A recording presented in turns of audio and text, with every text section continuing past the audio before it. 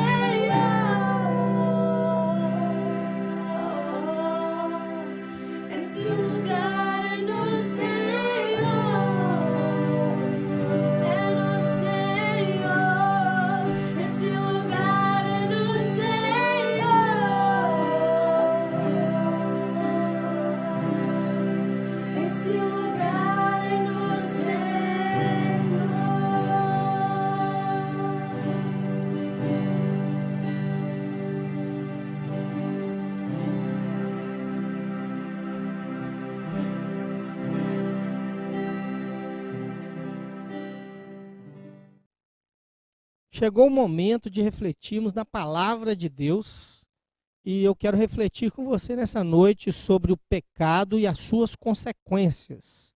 E o texto básico que vamos ler é 1 Crônicas, capítulo 21. Nós vamos ler a partir do verso 1, vamos ler até o verso 25. Precisaremos ler todo esse texto porque é uma história. E se nós lermos apenas uma parte dessa história, ficará difícil a compreensão. Então façamos a leitura de 1 Crônicas, capítulo 21, a partir do verso 1. Lá está escrito: Satanás quis criar problemas para o povo de Israel, e por isso levou Davi a fazer uma contagem do povo. Davi deu a Joabe e aos outros oficiais a seguinte ordem: vão por toda a terra de Israel, desde o norte até o sul, e façam uma contagem do povo. Eu quero saber quantos somos. Mas Joabe respondeu: que o Senhor nosso Deus faça o povo de Israel 100 vezes mais numeroso do que é agora. Ó rei, todos eles são teus servos. Por que é que o Senhor quer fazer isso e tornar culpada toda a nossa nação? Mas o rei fez com que Joabe obedecesse à sua ordem. Então Joabe saiu, viajou por toda a terra de Israel e depois voltou para Jerusalém.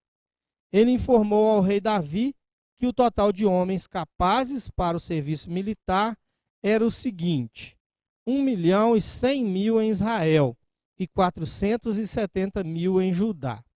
Mas Joabe desaprovava a ordem do rei e por isso não fez a contagem nas tribos de Levi e Benjamim. O que foi feito desagradou a Deus e por isso ele castigou o povo de Israel. Então Davi disse: ó Deus, eu cometi um pecado terrível quando mandei contar o povo. Por favor, perdoa-me. O que fiz foi uma loucura. Então o Senhor Deus disse a Gade, o profeta de Davi: vá e diga a Davi que eu dou a ele o direito de escolher uma de 3 coisas. Aquilo que ele escolher, eu farei. Gade foi falar com Davi. Contou o que o Senhor tinha dito e disse: você pode escolher uma dessas 3 coisas. 3 anos de fome, 3 meses fugindo dos exércitos, dos inimigos, ou 3 dias nos quais o Senhor atacará você com a espada dele, mandando peste para a terra de Israel e usando seu anjo para trazer a morte por todo o país. O que você prefere? Que resposta devo dar a Deus? Davi respondeu: estou desesperado, porém não quero ser castigado por homens. Que o próprio Senhor me castigue, porque ele é misericordioso. Então Deus mandou que uma peste caísse sobre o povo de Israel e morreram 70.000 israelitas. Depois mandou um anjo para destruir a cidade de Jerusalém, mas mudou de ideia e disse ao anjo: pare, já chega. O anjo estava perto do terreiro de malhar cereais que pertencia a Araúna, o jebuseu. Davi olhou e viu o anjo no ar, segurando a sua espada, pronto para destruir Jerusalém. Então Davi, os líderes do povo, todos eles vestindo roupas feitas de pano grosseiro, ajoelharam-se e encostaram o rosto no chão. Aí Davi orou assim: ó Deus, fui eu que errei. Fui eu quem mandou fazer o recenseamento. O que foi que essa pobre gente fez? Ó Senhor meu Deus, castiga a mim e a minha família e poupa o teu povo. Então o anjo do Senhor disse a Gade que mandasse Davi construir um altar para Deus no terreiro de malhar cereais que pertencia a Araúna. Davi obedeceu à ordem do Senhor e foi como Gade lhe tinha dito. Ali no terreiro, Araúna e os seus 4 filhos estavam malhando trigo. Quando viram o anjo, os filhos fugiram e se esconderam. Ao ver Davi chegando, Araúna saiu do terreiro, ajoelhou-se e encostou o rosto no chão. Então Davi disse: quero que você me venda o seu terreiro de malhar cereais a fim de que eu construa nele um altar para Deus, o Senhor, e assim a peste acabe. Então pagarei um preço justo por ele. Araúna disse: fique com o terreiro e faça com ele o que quiser. Aqui estão esses bois para serem queimados em sacrifício no altar, as tábuas de debulhar cereais para serem usadas como lenha e também trigo para dar como oferta. Eu lhe dou tudo isso. Mas Davi respondeu: isso não, eu pagarei o preço justo. Não vou dar como oferta ao Senhor coisas que são de você, coisas que não me custam nada. E pagou a Araúna quase 7 quilos de ouro pelo terreiro. O pecado e suas consequências. Meu querido, tome cuidado com o pecado, principalmente nesse tempo de pandemia, onde muitos estão ociosos e ficam procurando coisas para fazer. Faça aquilo que vai agradar a Deus. Alguns dizem que o melhor lugar para estar é nas mãos de Deus. Essa frase tem um duplo sentido. Estar nas mãos de Deus pode significar ser cuidado por Deus, como também pode significar ser requerido de Deus que prestemos contas daquilo que fizemos. E nesse caso, ficaria melhor o termo cair nas mãos de Deus. Você gostaria de estar nas mãos de Deus ou gostaria de cair nas mãos de Deus? Quero citar 2 textos que exemplificam essas duas coisas que são bem diferentes. O texto de Isaías, capítulo 59, verso 1, diz o seguinte: eis que a mão do Senhor não está encolhida para que não possa salvar, nem agravado o seu ouvido para não poder ouvir. Então Deus está com seus ouvidos abertos e com suas mãos estendidas para nos abençoar. Nem depende de nós fazermos a nossa parte. E o texto de Hebreus, capítulo 10, o verso 31, diz: horrível coisa é cair nas mãos do Deus vivo. Então, nesse sentido aqui, é ter que prestar contas a Deus de algo errado que nós fizemos. E, às vezes, nós achamos que Deus pode passar a mão na cabeça das pessoas. Deus nunca passou a mão na cabeça de ninguém. Quando nós olhamos para a Bíblia, nós vamos ver em vários lugares, e poderíamos dizer de Gênesis a Apocalipse, quando os servos de Deus erraram, Deus não passou a mão na cabeça deles. A história, por exemplo, de Adão e Eva. Quando Adão e Eva desobedeceram a Deus pela incredulidade, Deus amaldiçoou a terra por causa de Adão. Deus disse para Adão que ele comeria o pão de dores, que a terra produziria espinhos. Disse à mulher que ela daria à luz a filhos com dores, que Deus iria aumentar as dores do parto. E disse à mulher que ela seria também dominada pelo marido. E uma coisa terrível é que os dois passaram a morrer fisicamente, já que estavam mortos espiritualmente, porque o salário do pecado é a morte.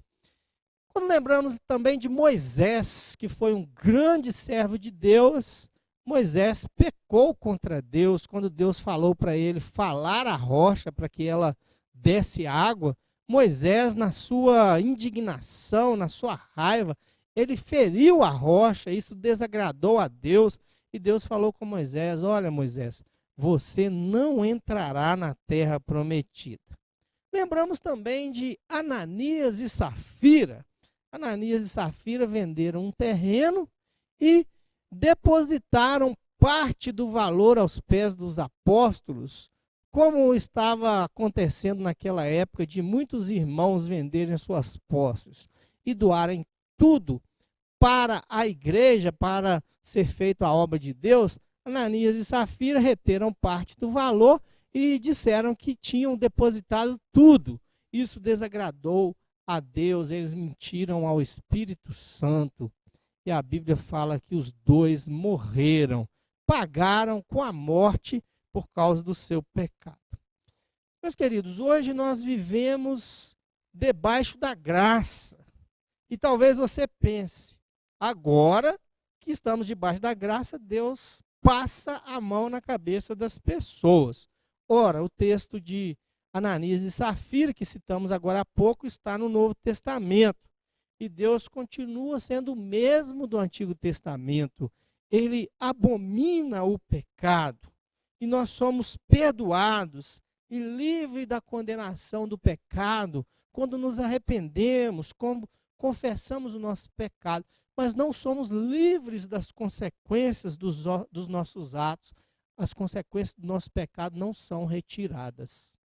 Existe a lei da semeadura, texto que lemos logo no início, lá de Gálatas, capítulo 6, o verso 7, onde diz: não se deixe enganar, de Deus não se zomba, pois o que o homem semear, isso também colherá. Meu querido, não dá para plantar feijão e colher arroz, não dá para plantar espinho e colher uma árvore frutífera. Não dá para plantar o mal e colher o bem. Não dá para pecar e colher bênção de Deus. A única escapatória do homem em relação à consequência do pecado, que é a morte, e quando nós morremos fisicamente, mortos espiritualmente, nós morremos eternamente. A única forma do homem escapar dessa morte eterna, escapar do inferno, é passar pela justiça de Deus. É fazer com que a justiça de Deus seja aplicada na sua vida. E há um requisito para isso, que é a fé em Jesus Cristo. Mas eu quero citar alguns textos que comprovam a consequência do pecado nas nossas vidas e a forma de podermos escapar dessa pena, dessa condenação eterna. Lá em Romanos capítulo 6, o verso 23, diz: pois o salário do pecado é a morte, mas o dom gratuito de Deus é a vida eterna em Cristo Jesus, nosso Senhor. Então, o pecado traz a morte, mas nós vemos aqui que a graça de Deus, o dom de Deus, é a vida eterna através do seu Filho Jesus Cristo. Em 2 Coríntios capítulo 5, verso 21, diz: Deus tornou pecado por nós aquele que não tinha pecado, para que nele nos tornássemos justiça de Deus. Então a justiça de Deus é aplicada através da pessoa do Senhor Jesus Cristo nas nossas vidas, porque ele que nunca cometeu um pecado, ele se fez pecado no nosso lugar, se fez maldição no nosso lugar. Romanos 3, o verso 23 e o verso 24 diz: porque todos pecaram e destituídos estão da glória de Deus, sendo justificados gratuitamente pela sua graça, pela redenção que há em Cristo Jesus. Então nós estamos separados da glória de Deus, mas podemos ser justificados gratuitamente pela graça, pela redenção que há no Filho de Deus, o Senhor Jesus Cristo. E ainda em Romanos capítulo 1, verso 17, diz: porque no Evangelho é revelada a justiça de Deus, uma justiça que do princípio ao fim é pela fé, como está escrito: o justo viverá pela fé. Nós concluímos então, através desses textos e de muitos outros, que Deus nos livra da condenação do pecado, mas não de suas consequências.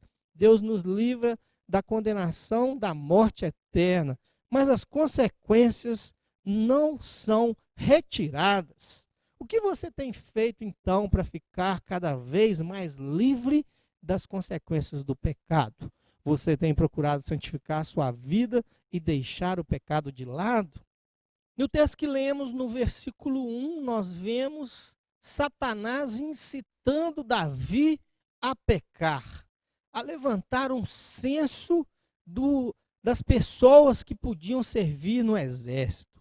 Às vezes nós confiamos na nossa posse, confiamos na nossa saúde, confiamos nos amigos, confiamos em todas as coisas, menos em Deus. Contamos quanto temos na poupança, quanto vale os nossos bens, quantos padrinhos temos. Na verdade, nós às vezes olhamos para as coisas materiais. E meu querido, quem tem Deus tem tudo. mas quem não tem Deus não tem nada. Você pode ter todas as coisas, todas as pessoas ao seu redor, mas se você não tiver Deus com você, você está desesperado. Deus não ordenou aquele censo.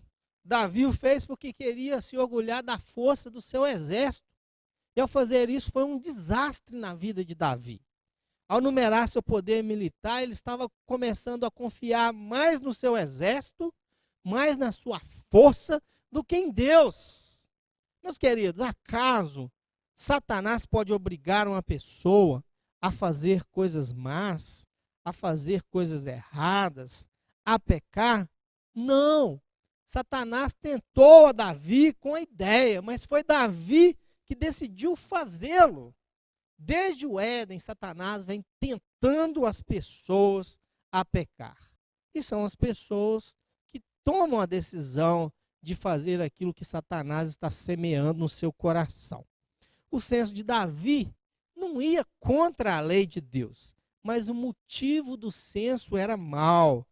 Davi sentia orgulho por seu exército, enquanto ele esquecia que a verdadeira fortaleza vinha do Senhor. Era Deus que sustentava Davi e o seu exército, era Deus que dava vitória nas batalhas. Então o sentimento no coração de Davi era mau. E inclusive Joabe, lá no verso 3, aquele que era o comandante do exército de Davi, que não era conhecido por uma boa moral, que era uma pessoa que não tinha muita intimidade com Deus, até Joabe reconheceu que aquele censo era um pecado. E nós podemos aprender com Davi que um ato por si mesmo não é mal, mas ele pode se tornar um pecado se for motivado pela cobiça, pela arrogância, pelo egoísmo. Quase sempre o pecado é originado pelos nossos motivos e não pelas nossas ações. E nós devemos refletir constantemente em nossos motivos, mesmo antes de agir. Davi, então, caiu na tentação de Satanás. Deus proporcionou para Davi uma saída com o conselho de Joabe, no verso 3, mas Davi, pela curiosidade, se estimulou pela arrogância, e Davi obrigou a fazer o censo a Joabe, o seu comandante, no verso 4. Sua fé estava em sua própria fortaleza e não em Deus. Se nos sentimos autossuficientes e depositarmos a nossa confiança em algo que não é em Deus, logo nós cairemos nos esquemas de Satanás. Na autossuficiência nós perdemos a nossa segurança, porque nós mesmos não podemos nos proteger. E para escaparmos da tentação, nós devemos examinar os desejos internos do nosso coração, e assim nós compreenderemos por que a tentação externa é tão atrativa, por que desejamos tanto fazer aquilo que Satanás tenta colocar no nosso coração. O que Davi fez desagradou a Deus, e ele começou a castigar o povo. Lá no verso 7, muitos de nossos erros vão respingar nas outras pessoas, naquelas pessoas que estão ao nosso redor, especificamente nos nossos familiares. E quando Davi se deu conta do seu pecado, tomou plena responsabilidade disso e admitiu que ele fizera algo mal e pediu a Deus que o perdoasse, lá no verso 8. Mas como dissemos, Deus não passa a mão na cabeça das pessoas. E lá em Apocalipse 3, o verso 19, está escrito: repreendo e disciplino aqueles que eu amo. Por isso seja diligente e arrepende-se. Então Deus não estava disposto a passar a mão na cabeça de Davi quando ele orou arrependido pelo seu pecado. E Deus deu a Davi de 3 opções para ele escolher uma lá no verso 10. Deus lhe perdoou, mas não lhe livrou das consequências do pecado. Então Deus deu a ele 3 opções. A primeira, 3 anos de fome. Você já pensou 3 anos de fome na terra? A humanidade já tinha experimentado a fome quando José estava no Egito. E Deus enviou José para o Egito para livrar a humanidade de uma catástrofe. Deus também deu a ele a opção de 3 meses fugindo dos exércitos dos seus inimigos. Ou seja, isso seria também terrível. Davi perderia seu reino, as cidades seriam devastadas. Seria terrível isso. E a terceira opção seria 3 dias nos quais o Senhor atacaria Davi com a sua espada, mandando peste sobre a terra de Israel e usando o seu anjo para trazer a morte por todo o país. Está narrado lá no verso 11. Então Davi avaliou: 3 anos de fome é muito tempo. 3 meses fugindo dos exércitos inimigos também é bastante tempo. Eu vou escolher 3 dias apenas nos quais o Senhor vai aplicar Ele mesmo na minha vida o seu castigo. Parece que Davi ainda não tinha acordado e ele escolheu a espada do Senhor. Ele deve ter pensado que Deus iria passar a mão na sua cabeça. Ele falou assim: olha, eu não quero cair na mão do homem, eu prefiro cair na mão do Senhor, porque Ele é misericordioso. Davi não quis ser castigado pelos homens maus, e ele escolhe então a mão de Deus, achando que Deus passaria a mão na sua cabeça. Meu querido, Deus não vai levar ninguém para o céu por causa da sua misericórdia. O único meio de entrarmos no céu é pela graça, por meio da fé. Então não pense que por Deus ser misericordioso, Ele vai deixar você entrar no céu. Você só entra no céu se tiver o passaporte, que é o Senhor Jesus Cristo, se você depositar sua fé nele como seu Senhor e Salvador. Aí o sacrifício de Jesus Cristo vai ser aplicado na sua vida, o seu pecado será perdoado e a pena será retirada. Hoje muitas pessoas querem contar com Deus e com as suas bênçãos em suas vidas, sem reconhecer os seus pecados pessoais e sem a sua culpa. Mas nós precisamos nos arrepender dos nossos pecados e pedimos o perdão a Deus por meio de Jesus Cristo. O arrependimento e a confissão dos pecados deve acontecer antes de recebermos o perdão. A exemplo de Davi, nós devemos admitir a plena responsabilidade dos nossos atos e confessarmos cada ato diante de Deus. Ele que nos perdoa e continua sua obra em nossas vidas. Meu querido, o pecado tem um efeito dominó. Uma vez que cometemos um pecado, vem uma série de consequências. Deus perdoará o nosso pecado se pedirmos a Ele o perdão, mas as consequências desse pecado já estão a caminho. Davi suplicou a misericórdia de Deus e Deus respondeu detendo o anjo, falando com o anjo para e não permitindo ao anjo que completasse a sua missão de morte. Mas, entretanto, algo terrível já havia acontecido.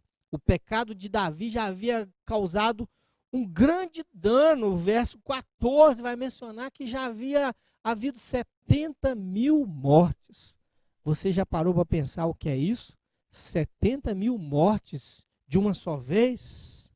Deus sempre perdoará o nosso pecado e algumas vezes intervirá para tornar as consequências mais brandas, mas as cicatrizes permanecerão. 70 mil pessoas já haviam morrido.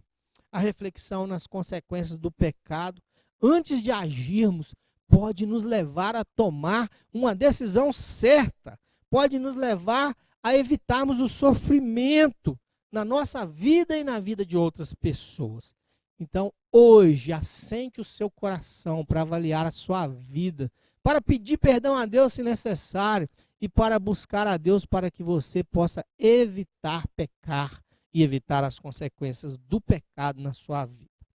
Davi se humilhou, reconheceu que o erro era seu e pediu perdão a Deus. Davi havia colocado o seu exército no lugar de Deus e isso é idolatria.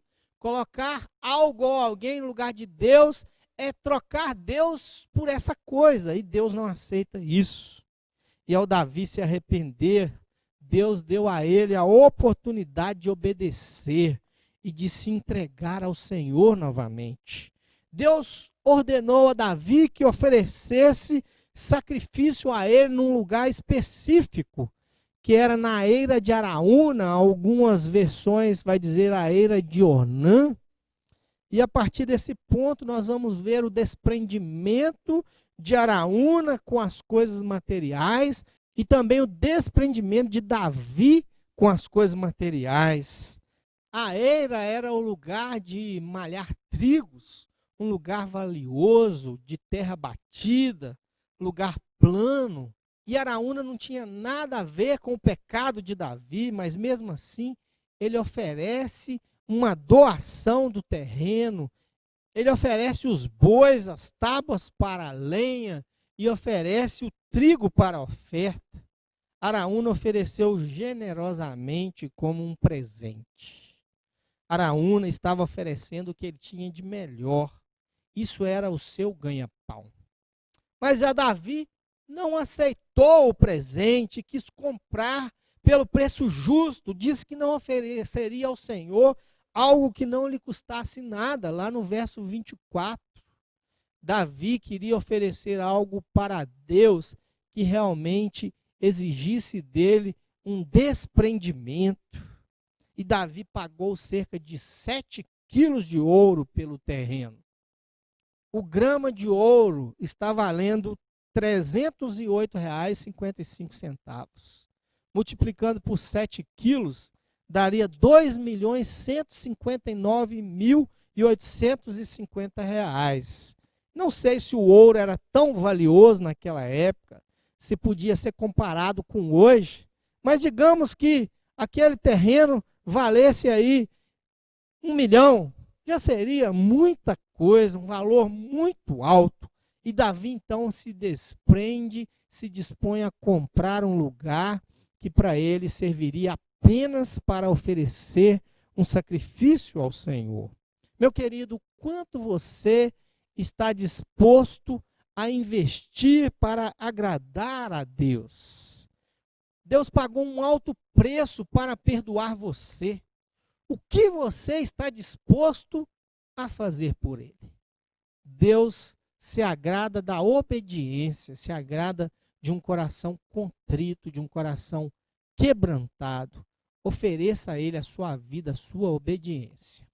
Concluindo então, às vezes nós oferecemos ao Senhor aquilo que não custa nada para nós, oferecemos a sobra, oferecemos ao Senhor aquilo que é dos outros. E Deus quer receber o seu melhor, Ele quer receber o melhor de você, o melhor do seu tempo, o melhor dos seus bens, o melhor dos seus talentos, o melhor da sua vida. Você está disposto a dar a Deus o seu melhor? Deus já te deu o melhor dele para você, que é o Senhor Jesus. E dar a Deus algo que não nos custa nada, não demonstra compromisso com Ele. Nós precisamos lembrar que é melhor obedecer do que sacrificar. Deus não está querendo os seus sacrifícios, Ele está querendo obediência. E não esqueçamos, meus queridos, das consequências dos nossos atos. Tanto as consequências boas, quanto as consequências más. O que Deus mais quer é a nossa santificação. Assim, nós erraremos menos e com isso teremos menos consequências ruins na nossa vida. Que possamos fugir do pecado, que possamos fugir das paixões, que possamos fugir dos desejos mundanos, dos desejos da carne, para agradarmos mais ao Senhor, para estarmos mais perto dEle. E quando Jesus Cristo, o Senhor, vier buscar a sua noiva, nós estaremos preparados para poder ir morar com Ele. Que Deus venha abençoar a sua vida, venha te ajudar a aplicar a sua palavra no seu coração. E nós vamos orar agora, colocando diante de Deus esse momento e suplicando ao Senhor que venha nos ajudar a vivermos a palavra que Ele nos trouxe nessa noite. Oremos, vamos falar com Deus. Ó Deus, nós te agradecemos pela tua palavra. Te agradecemos porque o Senhor fala conosco. Te agradecemos porque o Senhor não desiste de nós. Te agradecemos, ó Deus, porque mesmo sendo pecadores, o Senhor nos ama. O Senhor estende as suas mãos para nós. A mão do Senhor não está encolhida para que não possa nos abençoar. Ó Deus, o amor do Senhor nos constrange, porque mesmo pecando, o Senhor continua nos amando. E ó Deus, nós sabemos também que um dia, quando o Senhor Jesus Cristo voltar, nós, aqueles que aceitamos a Jesus Cristo, aqueles que receberam a Jesus como Senhor e Salvador das suas vidas, que tiveram as suas vidas lavadas no sangue do Cordeiro, que receberam o perdão do Senhor, irão morar com o Senhor para sempre. Mas, ó Deus, nós entendemos que naquele dia o julgamento do Senhor virá e nós precisamos estar preparados. Precisamos, ó Deus, estar com as nossas vidas no teu altar. E, ó Deus, nós queremos colocar diante do Senhor cada coração nessa noite, que ouviu a tua palavra, ó Deus, que entendeu o teu recado, que entendeu que precisa estar mais perto do Senhor, que entendeu que precisa de mais santificação na sua vida, que entendeu que precisa deixar o pecado de lado, que precisa tomar a decisão certa, que precisa estar com seu coração cheio da tua palavra, para quando a tentação vir, ele poder combatê-la com a tua palavra. Ó Deus, ajude esse coração a se fortalecer, ajude esse coração a estar na tua presença, ajude esse coração a ser fiel, ajude esse coração a estar, ó Deus, tomando a decisão certa na sua vida. Ó Deus, que o Espírito Santo do Senhor venha encher cada vida, cada coração, e que nós estejamos atentos à tua voz. Ó Deus, que tenhamos uma vida santificada na tua presença, para que, ó Deus, todas as vezes que o pecado bater na porta do nosso coração, nós venhamos rejeitá-lo e venhamos, ó Deus, convidar Jesus a estar sempre na nossa vida. Ó Deus, nós te oramos pedindo que ajude-nos a aplicar a tua palavra na nossa vida, no nosso coração, na nossa vida diária. Ó Deus, continua abençoando a vida da tua igreja. Ajude-nos a mantermos aquecidos. Ajude-nos a mantermos no braseiro nesse tempo, lendo a tua palavra, clamando ao Senhor, orando ao Senhor, guardando a tua palavra no nosso coração para não pecarmos contra ti. Ó Deus, muito obrigado por podermos cultuar ao Senhor nessa noite. Nós oramos ao Senhor, no nome santo e poderoso do Senhor Jesus. Amém e graças a Deus. Meu querido, que Deus continue abençoando sua vida. Se apegue à palavra de Deus, guarde ela no coração, para que você seja bem-aventurado, seja vencedor contra o pecado e para que as consequências do pecado não venham sobre a sua vida. Que Deus abençoe a sua semana, abençoe a sua família, abençoe tudo que você for fazer e que em tudo você esteja lembrando que é o Senhor que te guarda, é o Senhor que te sustenta, é o Senhor que te protege. Nós vamos ainda ter uma canção com a irmã Natália, a irmã Flávia, a irmã Micaela, que estarão nesse momento ministrando mais um louvor a Deus, e nós vamos louvar ao Senhor junto com elas. Que Deus abençoe a sua vida. Vamos nos despedindo por aqui neste momento, lembrando que na quinta-feira estaremos no Skype, em conferência, em videoconferência, cultuando ao Senhor. Deus abençoe a sua vida, em nome de Jesus.